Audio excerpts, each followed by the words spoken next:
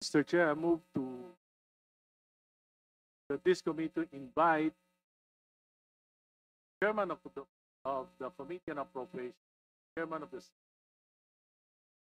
last Congress, na 19th Congress, para malaman po natin kung paano, ano yung talagang storya, bakit nadagdagan na may 100 bilyon at saan nila kinuha yung mga programa na yon na idinagdag sa pantalang sinasabi po Secretary Bonoan na hindi naman po sila yung nagbigay ng mga programa na ito.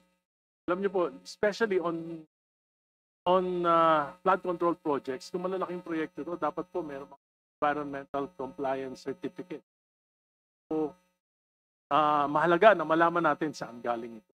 So, ang nakakaalam lang po yun dito, former senator po at si Congressman Saldico, sapagkat yung mismong pagpoproseso ng mga insertions na ito ay nanggaling sa kanilang mga tanggapan. And I'm sure, yung mga opisina nila, yung staff nila, sila nakakaalam dahil sila yung nagproseso itong mga insertions.